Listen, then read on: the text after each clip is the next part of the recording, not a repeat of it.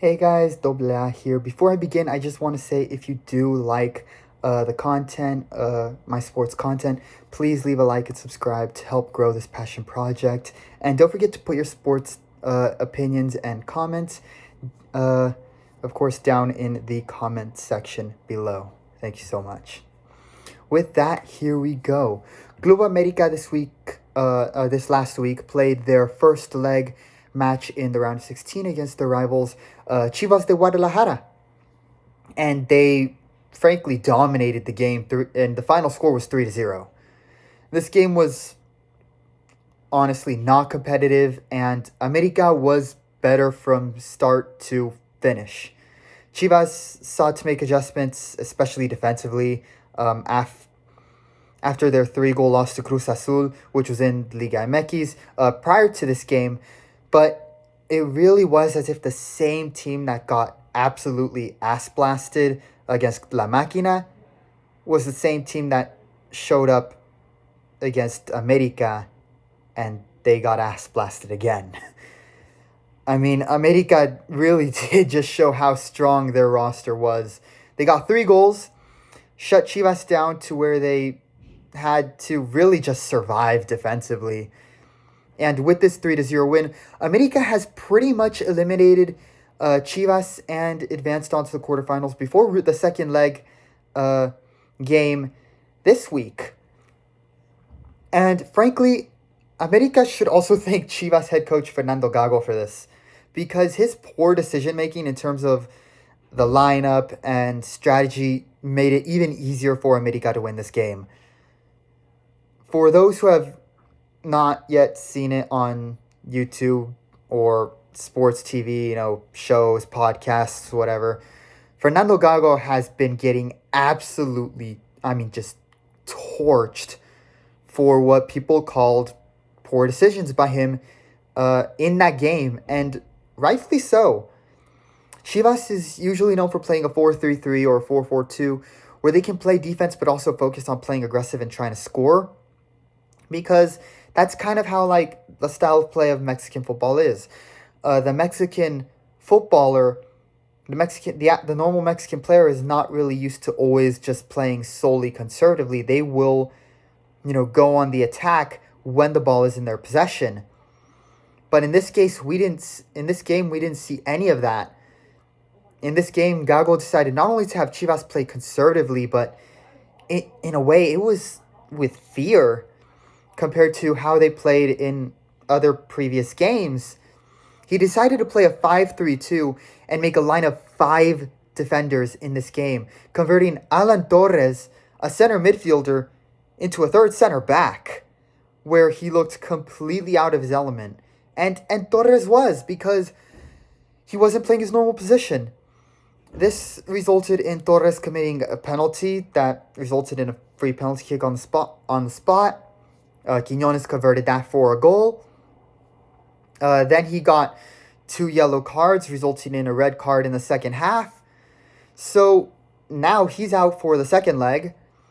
And then the way Fernando Gago tried to adjust when that red card happened was absolutely atrocious. At that point, down 10 players, you would normally try to, hold your own, and then at that point play solely defensively, because you no longer have the strength and numbers to play anything, to play any offense or go on the attack when the ball is in your possession. Instead, Gago comes substitution changes.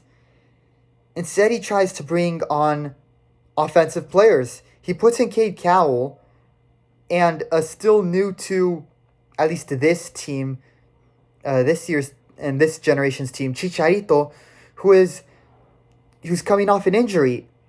After a red card, now he wants to try to make changes to play offensively.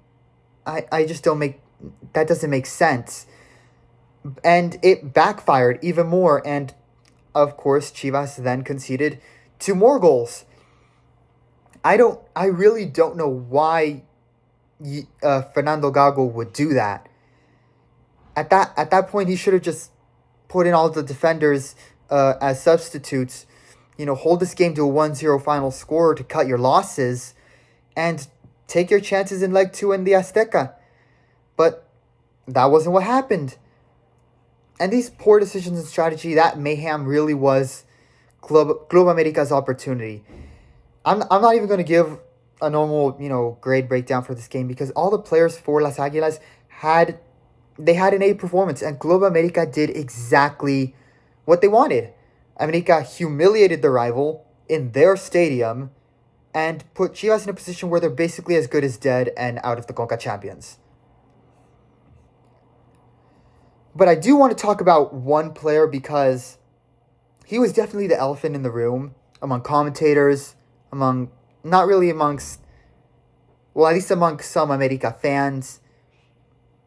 And he had a very hostile welcoming, very hostile response by the Chivas fans.